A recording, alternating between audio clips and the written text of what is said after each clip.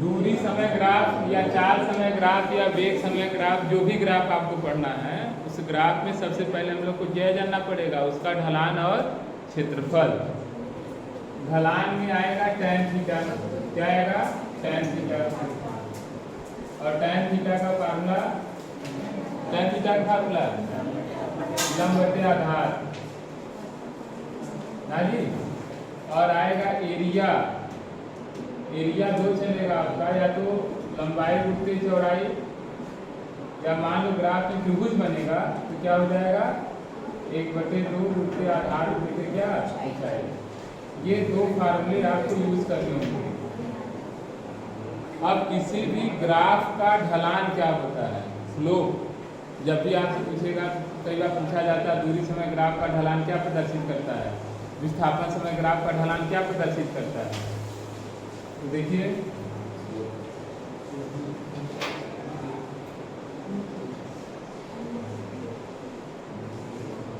ये हो गया, मान लीजिए ये आपका एक कर्व है, क्या है कर्व, और इधर ये मेंशन नहीं किया गया कि इधर मान लो फिक्स है, ये क्या है समय है, और इधर क्या है दूरी है।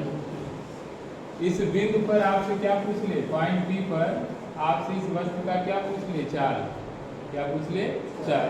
तो आप क्या करेंगे, इस बिंदु से समय अक्ष पे क्या करेंगे, लंब खींचेंगे, कितना समय लगा, दूरी अक्ष पे लंब खींचेंगे, कितनी दूरी तय किया है।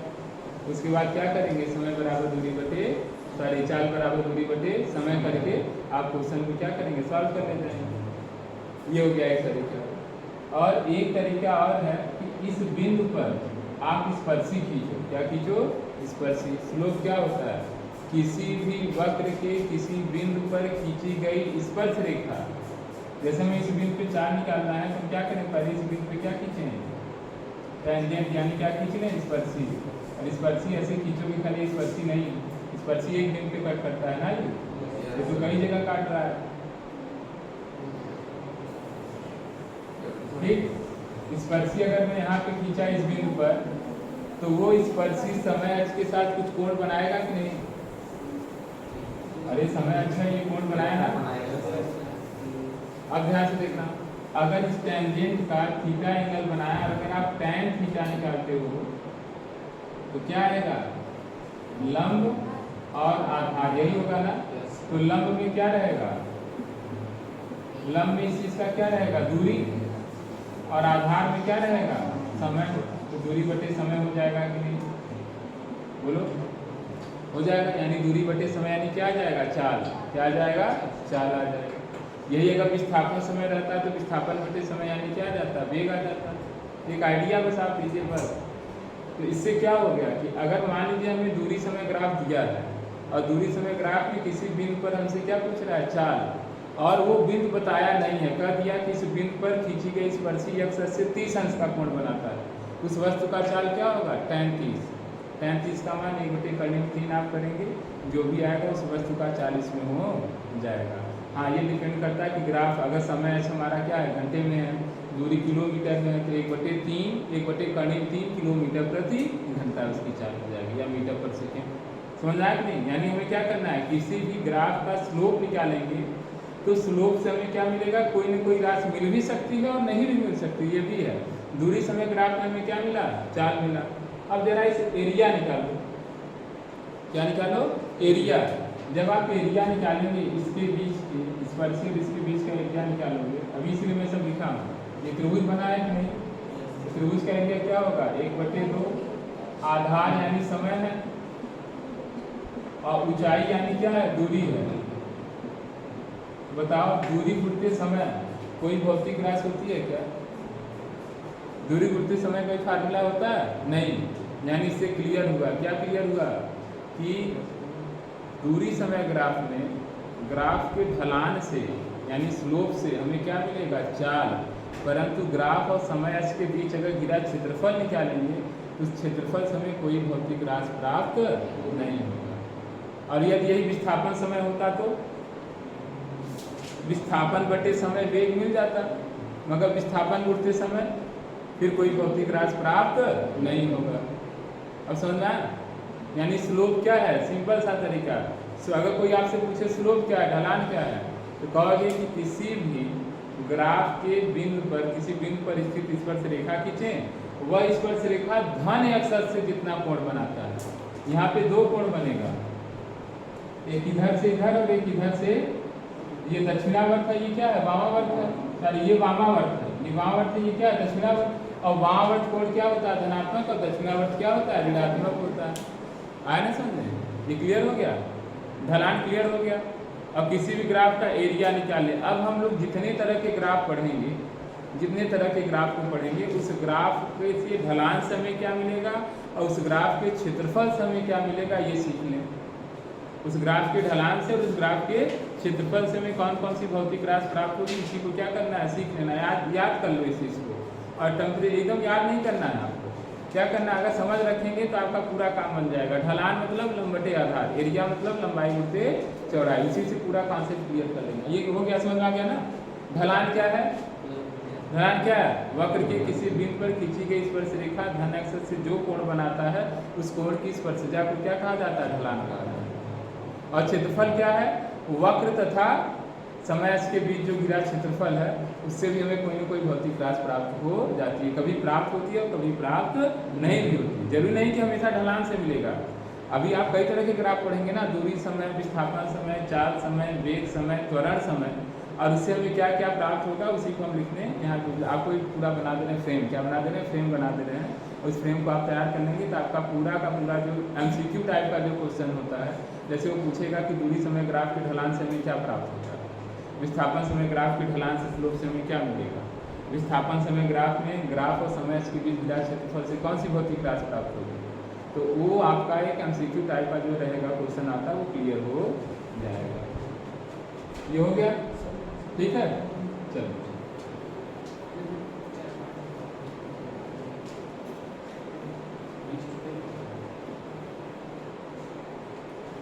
अब हम लोग क्या पढ़ेंगे, विभिन्न प्रकार के ग्राफ, यानी दे रहे हैं ग्राफ के प्रकार। यहाँ क्या बना दें, ढलान। ढलान को क्या कहा जाता है, प्रवणता। क्या कहा जाता है, प्रवणता। और ये क्या निकालेंगे जी, क्षेत्रफल। क्या निकालेंगे? पहला ग्राफ क्या है बताओ? पहला ग्राफ दूरी समय। क्या है? दूरी समय। अगर ग्राफ क्या है, दूरी समय ग्राफ है, तो tan थीटा क्या लोगे, क्या आएगा, बोलो जल्दी से, ध्यान समझो। tan थीटा क्या आएगा, लंब बटे आधार। आधार तो फिक्स है ना समय, आधार नीचे की तरफ क्या है, फिक्स है समय। लंब में क्या हो जाएगा, दूरी। क्या हो जाएगा, दूरी, यानी क्या हो जाएगा tan थीटा, दूरी बटे समय। अरे ऐसे ग्राफ आप पढ़ रहे थे इस तरीके से, इधर हमेशा क्या रहेगा, समय, और इधर क्या हो जाएगा, दूरी। जब भी ऐसे स्लोप निकालोगे तो क्या आएगा, दूरी बटे समय। दूरी बटे समय क्या होता है, चाल। यानी दूरी समय ग्राफ के ढलान समय क्या मिलेगा, चाल। एरिया क्षेत्रफल निकालोगे तो क्या हो जाएगा, दूरी गुणित समय। और दूरी गुणित समय कोई भौतिक राशि नहीं होता, इसे लिखेंगे नील। नील मतलब कुछ भी प्राप्त नहीं होगा। फिर कौन सी बारी आई, विस्थापन समय। क्या आ गया, विस्थापन समय में क्या हो जाएगा, tan थीटा। विस्थापन बटे समय, भाई इधर विस्थापन हो जाएगा और क्या बस, विस्थापन बटे समय क्या होता है, वेग। इधर क्षेत्रफल क्या हो जाएगा, विस्थापन गुणित समय। ये भी कोई भौतिक राशि देगा नहीं। फिर कौन सा ग्राफ आया, चाल समय ग्राफ के ढलान से, बात मत करो, चाल समय ग्राफ के ढलान से क्या आएगा, चाल, बोलो जी, चाल समय ग्राफ के ढलान से आशीष क्या आएगा, बोलो। चाल समय ग्राफ का अगर हम स्लोप निकालेंगे तो क्या मिलेगा हमें, अरे चाल बटे समय मिलेगा, यही आएगा ना, बोलो। और चाल बटे समय कोई भौतिक राशि होता है, चाल बटे समय कोई भौतिक राशि नहीं है। दूरी बराबर क्या होता है, चाल बटे समय, या चाल बराबर दूरी बटे समय, ये होता है, या समय बराबर दूरी बटे चाल होता है, परंतु चाल बटे समय कोई भौतिक राशि नहीं होता है। यानी चाल समय ग्राफ कि स्लोप को अगर आप निकालते हो, चाल समय ग्राफ के स्लोप को निकालते हो तो आपको कोई भौतिक रास नहीं मिलेगा, एरिया से मिल जाएगा। चाल घूमते समय होगा, और चाल घूमते समय क्या होता है, दूरी। क्या होता है, दूरी। अब समझ आया कि नहीं? यदि यही क्या हो, वेग समय ग्राफ, वेग समय ग्राफ होगा तो वेग बटे समय क्या होता है जी, वेग बटे समय त्वरण। वेग परिवर्तन बटे समय अंतराल क्या होता है, त्वरण होता है। तो यानी वेग समय ग्राफ के ढलान से हमें क्या मिलेगा, त्वरण। क्या मिलेगा, त्वरण। और अगर एरिया निकालोगे तो विस्थापन गुणित समय, विस्थापन गुणित समय क्या होता है जी, विस्थापन गुणित समय कोई भौतिक राशि देगा क्या, कोई भौतिक राशि नहीं है। विस्थापन गुणित समय कोई भौतिक राशि नहीं होगा, यानी ये क्या हो जाएगा, नहीं। जबकि चाल गुणित समय क्या था, दूरी था, उल्टा में लिख दिया। हाँ, वेग गुणित समय, और वेग गुणित समय करोगे तो विस्थापन क्या आ जाएगा, वेग गुणित समय क्या हो जाएगा भाई, कौन सा ग्राफ है, वेग समय ग्राफ है तो विस्थापन गुणित समय करोगे तो वेग गुणित समय, और वेग गुणित समय करोगे क्या मिल जाएगा आपको, विस्थापन मिल जाएगा। और कौन सा ग्राफ बचा है, त्वरण समय ग्राफ। क्या है, त्वरण समय ग्राफ है। त्वरण समय ग्राफ में अगर आप इसका स्लोप निकालोगे तो क्या आएगा, त्वरण बटे समय। और त्वरण बटे समय कौन सी राशि होती है, अरे भाई त्वरण बराबर वेग बटे समय, त्वरण बटे समय कोई भौतिक राशि नहीं होगा, परंतु त्वरण गुणित समय एरिया, वेग क्या जाएगा, वेग। त्वरण गुणित समय क्या होता है, वेग एरिया। आया ना? अब देखो क्लियर हो गया क्या, इसमें कितने एमसीक्यू बन सकते हैं। दूरी समय ग्राफ की ढलान से हमें प्राप्त होता है चाल, विस्थापन, वेग, त्वरण जो भी है, तो आप क्या बताओगे, चाल प्राप्त होता है। दूरी समय ग्राफ के, ग्राफ और समय के बीच विराट क्षेत्रफल से हमें क्या मिलता है, कुछ नहीं मिलता है। विस्थापन समय ग्राफ की ढलान से हमें वेग प्राप्त होता है, और विस्थापन समय ग्राफ में ग्राफ और समय के विराट क्षेत्रफल से कुछ भी प्राप्त नहीं होता है। चाल समय ग्राफ के ढलान से हमें कुछ नहीं प्राप्त होता है, परंतु उसके वक्र और समय के बीच विराट क्षेत्रफल से क्या प्राप्त होता है, दूरी प्राप्त होता है। वेग समय ग्राफ से हमें क्या होता है, वेग बटे समय यानी त्वरण, यानी वेग समय ग्राफ के ढलान से हमें क्या प्राप्त होता है, त्वरण प्राप्त होता है। जबकि उसके क्षेत्रफल से, ग्राफ और समय के क्षेत्रफल से क्या प्राप्त होता है, विस्थापन। त्वरण समय ग्राफ के ढलान से कुछ भी प्राप्त नहीं होता है, परंतु उसके क्षेत्रफल से क्या, वेग प्राप्त हो जाता है। कहानी खत्म। ये बहुविकल्पी जो पूछता है वो आपका हमेशा याद रहेगा, और कुछ नहीं करना है, याद करना ही नहीं, याद करने वाली चीज़ है। आपको बस tan थीटा प्राप्त लंब बटे आधार, और लंब में फिक्स कर दिया। जो आरेख रहेगा समय हमेशा एक्स एक्सिस पर है, और जो आरेख रहेगा वो ऊपर चला गया, लंब बटे आधार करके 2 मिनट आप सोच लेना। हाँ, आपको फार्मूला याद रहना चाहिए। अब पता चलिए आपको फार्मूले नहीं याद है, चाल बराबर दूरी बटे समय, तो आप बता पाएंगे क्या, नहीं।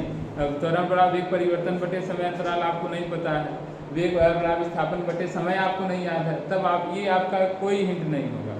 अगर आपको वो चीज़ याद है फिर इसे याद करने की कोई ज़रूरत नहीं है कि किसके ढलान और किसके क्षेत्रफल से हमें कौन सी भौतिक राशि प्राप्त होती है। हो गया, बोलो अब इसे बनाओ, इसे कर लीजिए। फिर अब हर ग्राफ को क्या करें, तब स्टार्ट करें।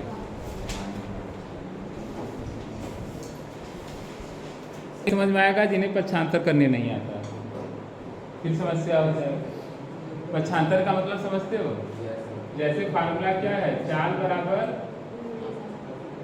दूरी बटे समय, ये लिख लिए। चाल बराबर दूरी बटे समय लिख लिए। यहाँ पे क्या है, ये दूरी बटे समय मिल रहा है, तो दूरी बटे समय क्या होता है, चाल होता है। दूरी गुणित समय आप किसी भी तरीके से पक्षांतर कर लीजिए, दूरी गुणित समय आपको कुछ मिलने वाला नहीं है, यानी उससे में कुछ भी प्राप्त नहीं होगा। फिर वेग बराबर क्या होता है, वेग बराबर विस्थापन बटे समय, और त्वरण क्या होता है, वेग परिवर्तन बटे समय अंतराल ना जी, वेग परिवर्तन बटे समय अंतराल। जैसे आप विस्थापन समय में आते हैं, विस्थापन बटे समय, आप फार्मूले के पास आओ, विस्थापन बटे समय क्या बताता है, वेग, मगर विस्थापन गुणित समय होने का कोई चांस है नहीं है। चाल समय, चाल समय में चाल बटे समय मिलेगा। यहाँ देख लीजिए, पक्षांतर करेंगे तो चाल उड़ते समय होगा, चाल बटे समय नहीं होगा। इसलिए चाल बटे समय से हमें कुछ भी प्राप्त होना नहीं है। मगर आप पक्षांतर करिए तो चाल उड़ते समय क्या हो जाएगा, दूरी। क्या हो जाएगा, दूरी। इसलिए चाल उड़ते समय क्या है, दूरी। समझा। फिर उसके बाद वेग समय है तो क्या हो जाएगा, tan थीटा। वेग बटे समय, आप देखो वेग बटे समय त्वरण, वेग परिवर्तन या वेग बटे समय जो भी कर लो। और उसके बाद क्या हो जाएगा, वेग उड़ते समय। वेग उड़ते समय कुछ होगा ही नहीं, इसलिए वेग उड़ते समय। अच्छा यहाँ पे हाँ, इसमें से तो कुछ नहीं होगा। यहाँ ये है ना, वेग उड़ते समय आपको क्या मिलेगा, विस्थापन। क्या मिलेगा, विस्थापन मिल जाएगा। मैं त्वरण वाले में देख रहा था, वेग उड़ते समय क्या मिल गया आपको, विस्थापन मिल गया। त्वरण समय में आप आएंगे, त्वरण बटे समय कुछ नहीं होता। त्वरण उड़ते समय हो सकता है परंतु त्वरण बटे समय नहीं हो सकता, इसलिए त्वरण बटे समय नील है, हमें इससे कोई भी राशि नहीं मिलेगी। और यहाँ पे त्वरण उड़ते समय से क्या प्राप्त हो जाएगा, वेग प्राप्त हो जाएगा। अब जिस लड़के को ये नहीं याद है वो क्या समझेगा ग्राफ। और मान लो जिस लड़के को ये याद है और उसे पक्षांतर करने नहीं आ रहा, इक्वेशन के बारे में नहीं पता है, वेग उड़ते समय कैसे हो गया, उसे कहाँ समझ में आएगा, कुछ समझ में आएगा क्या, कुछ भी नहीं आएगा। इसलिए जो आपकी बेसिक होती है छोटी क्लासों में जो आपको बताया जाता है ना, कई बार उस टाइप के क्वेश्चन लगवाए जाते हैं, उसमें आपका प्रैक्टिस अच्छा होना चाहिए। चलो अब हम लोग क्या पढ़ेंगे, तरह तरह के ग्राफ। उसे भी ग्राफ अभी हम स्टार्ट नहीं कर रहे हैं, ये नहीं कि दूरी समय ग्राफ आपको डायरेक्ट पढ़ा देंगे। ग्राफ में जो सीधी लाइन मिलती है, टेढ़ी लाइन मिलती है, कल तुम्हें समझाया था उसका मतलब ना, कि कैसे क्या होता है, उस लाइन का मतलब क्या होता है। लिख लीजिए, अगला टॉपिक लिखिए, विभिन्न प्रकार के ग्राफ। देखिए, विभिन्न प्रकार के ग्राफ।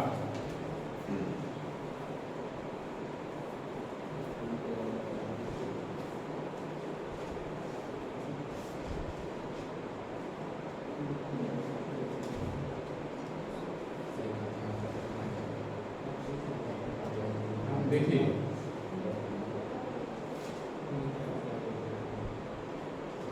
जैसे मान लो ये ग्राफ किसी का है, कितने ग्राफ हमें पढ़ना है, दूरी समय, क्या पढ़ना है, दूरी समय, और एक क्या पढ़ना है बताओ,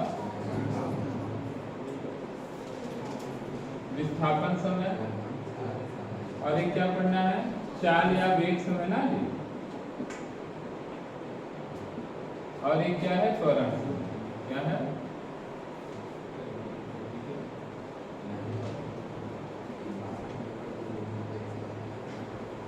अब देखो सबसे पहले जो ग्राफ ज्यादातर आपसे पूछा जाएगा, मतलब स्टैंडर्ड बोर्ड स्टैंडर्ड को, वो आपसे पूछा जाएगा सरल रेखा देकर के। इसे 9 वगैरह में 11 वगैरह में एग्जाम में पूछना होगा तो पूछेंगे, कहेंगे कि ये दूरी समय ग्राफ है, एक सीधी रेखा है ना, दूरी समय ग्राफ में एक सीधी रेखा है, ठीक है, और वो अक्षों के लंबवत है, चाहे वो एक्स अक्ष के लंबवत हो चाहे वो वाई अक्ष के लंबवत हो। दूरी समय ग्राफ में एक रेखा में ये खींचा जिसका नाम मैं ए बी ले रहा हूँ, इस ए बी का क्या मतलब है, और इसी आरेख में मैं समय अक्ष के लंबवत एक रेखा खींच दिया एक्स वाई, इसका क्या मतलब अब वो चाहे दूरी समय हो, चाहे वो विस्थापन समय हो, चाहे वो वेग समय हो, चाहे वो त्वरण समय हो, इन सभी ग्राफों में यदि एक सीधी रेखा है अब वो किसी न किसी एक अक्ष के क्या है, लंबवत है, तो इसका क्या मतलब होता है। जैसे दूरी समय आरेख में यदि आरेख एक सीधी रेखा है तथा वो दूरी अक्ष के क्या है, लंबवत है, तो इसका मतलब होता है कि वस्तु विरामावस्था में है। किस अवस्था में है, विरामावस्था में। क्यों विरामावस्था में है, और अपने दिमाग से ये तो निकाल देना भैया कि ये ऐसे ऐसे चल रहा है, और तुम लगता है किसी रास्ते पे कोई चल रहा है, वही ग्राफ है, वो चलेगा सीधी रेखा पे, समय के साथ उसके मान में जो परिवर्तन हो रहा है उस परिवर्तन उन बिंदुओं को मिलाने के लिए रेखा प्राप्त हुआ है, ये नहीं कि इस लाइन पे कोई चल रहा है, ठीक है ना। चलो दूरी समय ग्राफ में अब मैं एक बात आपको बताया था, स्लोप में बता दिया, स्लोप बताने में जस्ट पूछिए, इसका स्लोप निकालोगे क्या आएगा, tan थीटा, यही है ना। समय के साथ बनाया गया कोण था कि नहीं बताओ। ढलान में क्या बताया, ग्राफ की स्पर्शी द्वारा समय के साथ बनाया गया कोण। अब ये खुद ही सीधी रेखा है, इस पे स्पर्शी खींचोगे तो ऐसे जाएगा कि नहीं, तो समय से कितना कोण बनाएगा, 0 अंश। समय के समांतर है ना, तो अब बताओ, आप जानते हो दूरी समय ग्राफ में tan थीटा बराबर क्या, दूरी बटे समय। अभी मैं जस्ट बताया था दूरी बटे समय। और थीटा का मान यहाँ पे क्या है, 0 अंश। थीटा का मान क्या है, 0 अंश। अरे भाई ये आपका ग्राफ है, इस पे स्पर्शी खींचोगे तो ऐसे ही जाएगा ना, तो समय इसको काटेगा क्या। जब वक्र ऐसे था तब खींचे थे, तब काट रहा था ना। इसमें तो वक्र ऐसे सीधी रेखा, स्पर्शी यहाँ कहीं खींचोगे तो ऐसे ही जाएगा। तो समय के साथ कितना कोण बनाया, 0 अंश। 0 अंश बनाएगा तो tan 0 रखोगे, और tan 0 का मान क्या होता है, यानी 40 का क्या हो गया। अब समझना, तो दूरी समय ग्राफ में यदि आरेख समय अक्ष के समांतर है और एक सीधी रेखा है, तो वस्तु का चाल शून्य है, अर्थात वस्तु क्या है, विरामावस्था में। अब समझा नहीं यार। अच्छा, इसके पहले आप लोग कैसे सीखते थे, अभी जस्ट कल मैं बता रहा था, इसी चीज को कैसे बताया था, ऐसे समझा रहा था ना कि यहाँ पर भी वही दूरी है, यही बताया था ना जी। 1 सेकंड पर भी, 1 घंटे पर भी वही दूरी है, 2 घंटे पर वही दूरी है, 3 घंटे वही, 4 घंटे वही दूरी है। आपका अच्छा सही बात है, समय क्या हो रहा है, बदल रहा है, परंतु दूरी नहीं बदल रहा, अर्थात बस किस अवस्था में है। मगर जब आपको न्यूमेरिकल लगाना होगा तो क्या करेंगे, तो न्यूमेरिकल के लिए क्या फार्मूले बने हुए हैं, जिससे मैं अभी बताया, स्लोप, क्या बताया, स्लोप निकाल आया ना। अच्छा चलो अब इस पे आ जाओ। अगर दूरी समय आरेख में आरेख क्या है, समय अक्ष के लंबवत और सीधी रेखा है, तो इसका क्या मतलब होगा, tan 90। देखो समय अक्ष के साथ 90 अंश का कोण बनता है कि नहीं, और tan 90 का मान क्या होता है, अनंत, यानी वस्तु का चाल क्या है, अनंत है। फार्मूला तो बड़े आसानी से समझा दिया, बता दिया ना। मगर अब तुम लोग ये वाला दिमाग लगाओ, गधों वाला दिमाग। गधों वाला दिमाग मतलब समय वही, समय बदल रहा है, दूरी वही। इससे क्या करोगे, अब देखो इसमें क्या है, मान लो ये समय क्या है, 2 घंटे 3 घंटे जो भी है, 3 घंटे पर इसकी चाल अगर आपसे पूछा जाए तो आप क्या कहेंगे, अरे भाई 3 घंटे किस पे देख रहे हो, अनंत बिंदु है, हम कौन सा चाल बताएं। अब समझ आ रहा है कि नहीं, 3 घंटे पर 3 घंटे यहाँ भी है, यहाँ भी है, यहाँ भी है, यहाँ भी है, यानी वस्तु की चाल क्या है। तब मोटे दिमाग से भी समझ सकते हो, मगर आपको क्या करना है, जब आपको स्लोप बताया गया तो आपको हर बात को किससे समझाना है, स्लोप से। किससे समझाना है, स्लोप से। चलो यहाँ पे हम लोग देखेंगे कि ये ग्राफ समय के साथ कितना डिग्री बना रहा है, 90 डिग्री। tan 90 लिखोगे, और tan 90 की वैल्यू क्या होता है भाई, यहाँ दूरी बटे समय यानी 40 होगा ना, बोलो। और इसकी वैल्यू इन्फिनिटी होती है, यानी वस्तु का चाल क्या है, अनंत है। मतलब दूरी समय ग्राफ में यदि आरेख सीधी रेखा है और समय अक्ष के लंबवत है, तो वस्तु की चाल क्या है, अनंत है। नीलू को नींद लग रहा है ना जी। तुमने गई थी क्या कहीं शादी में, गई थी, क्या खाई थी, बताओ। खाना तो घर पे भी खाती हो, चलो ठीक है। विस्थापन समय में आ जाओ। विस्थापन समय में वही कहानी रहेगा, वेग कह दोगे, क्या कर दोगे, वेग। विस्थापन समय आरेख में एक ऐसे अगर है तो इसका वेग क्या है, 0 है। क्यों, क्योंकि tan 0 बराबर विस्थापन बटे समय, और विस्थापन बटे समय क्या होता है, वेग, यानी इसका वेग क्या है, 0 है। और अगर इधर ऐसे हो गया तो 90 डिग्री है, यानी वेग अनंत है ना जी, बोलो। सेम वही चीज है, इसमें चाल था, इसमें क्या हो गया। अब लड़कों को याद है, कल भी मैं बताया था, उन्हें याद है कि हमारे सर जी बता दिए सीधी रेखा है तो विरामावस्था में है। अब किसकी बारी आ गई है, वेग समय आरेख की।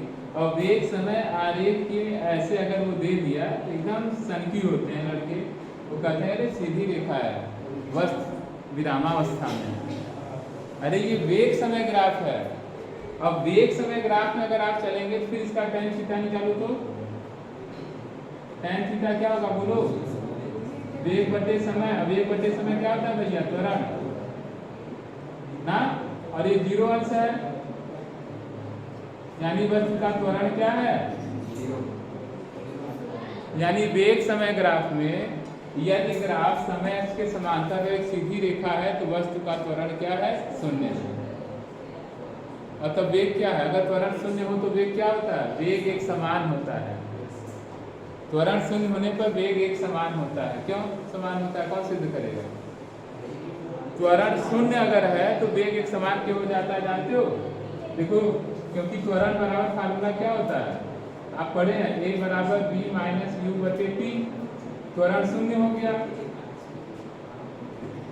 0 पक्षांतर कर लिए, b बराबर u आ गया t, यानी वस्तु का प्रारंभिक वेग और अंतिम वेग आपस में क्या है, बराबर है, यानी वस्तु एक समान वेग से गति कर रहा है। इस पे दो बहुविकल्पीय बन गया।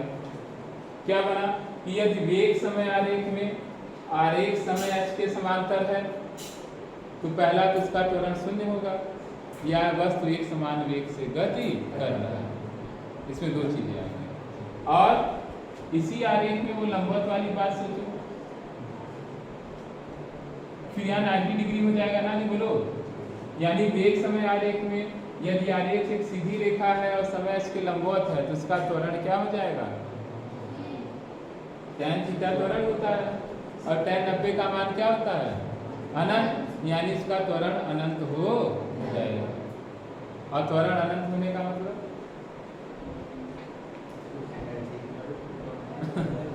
त्वरण अनंत होने का मतलब एनर्जी। अरे त्वरण अलग राशि है, एनर्जी अलग राशि है। त्वरण तो एनर्जी के बराबर कैसे करोगे? बीमा मतलब बीमा का सत्यानाश कर दे रहे हो जो पढ़ के खाली हुए हो भाई। समान भौतिक राशियां आपस में बराबर होती है। चलो इसका मतलब क्या है, चलो अच्छा इसे समझे भी समझाते हैं। त्वरण अनंत होने का मतलब कहाँ समझाते हैं, हाँ इसी बगल में समझा रहे। देखो त्वरण a बराबर क्या होता है, b माइनस यू बटे टी। त्वरण अनंत हो गया, अनंत मतलब 1 बटे 0। इसका मतलब p बराबर क्या गया, 0। अर्थात उसे वेग परिवर्तन करने में कितना समय लग रहा है, 0 समय लग रहा है। यानी उसे अपना वेग बदलने में कोई समय ही नहीं लग रहा है।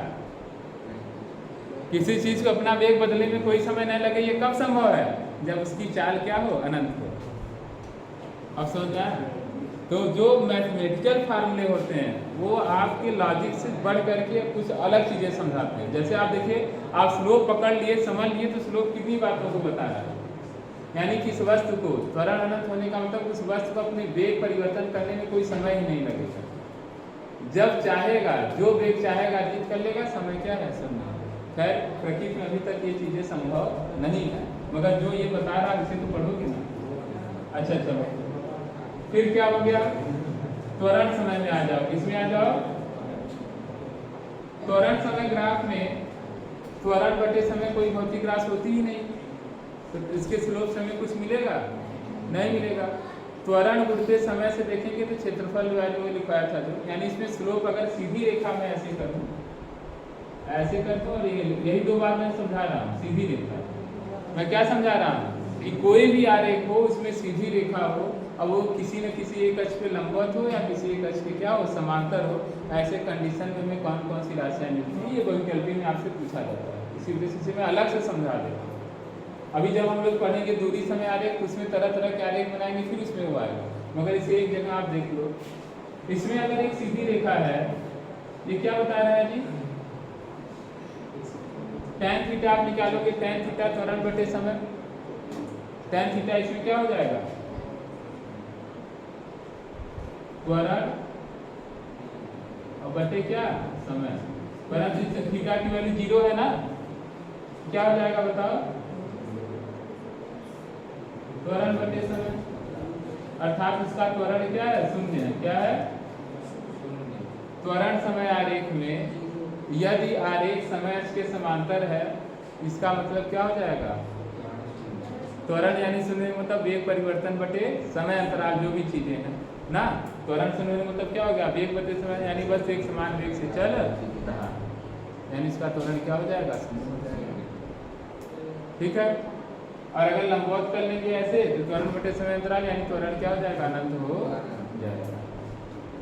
ज़्यादातर आपने त्वरण समय आरेख को टच भी नहीं किया है। त्वरण समय आरेख में थोड़ा सा डिफिकल्टी होती है। त्वरण समय एक समान असमान, मगर हाँ दूरी समय, विस्थापन समय और क्या है वेग समय जो ग्राफ है ये आप तैयार रखिए, इसी से आपका पूरा काम बन जाएगा। ठीक, ये समझ में आ गया।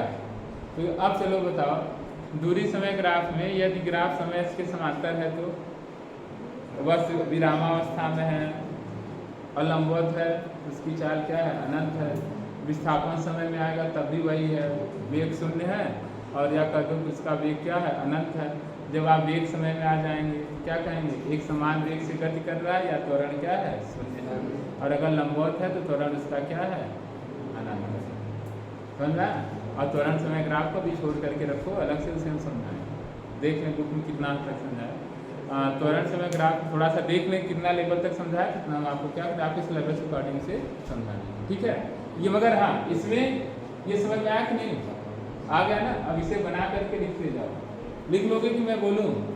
दूरी समय ग्राफ में यदि ग्राफ समय x के समांतर है तथा दूरी h के क्या है, लंबवत है, तो वस्तु विरामावस्था में होती है, अर्थात उसकी चाल क्या होती है, शून्य होती है। फिर दूरी समय आरेख में आरेख सीधी रेखा है, समय h के लंबवत है, तो वस्तु की चाल क्या होती है, अनंत होती है। हाँ उसी को सब लिख दें, सब लिखे तो है, देखो चाल अनंत, चाल शून्य, वेग शून्य, वेग अनंत। यहाँ पे त्वरण क्या है भाई, इसमें नहीं लिखे। त्वरण इसमें क्या रहेगा जी, वेग परिवर्तन बटे समय अंतराल। त्वरण शून्य रहेगा, नहीं लिखे क्या, इसमें त्वरण क्या रहेगा, 0। और इसमें त्वरण क्या रहेगा, चलो लिख दिए, आया ना, कर लीजिए।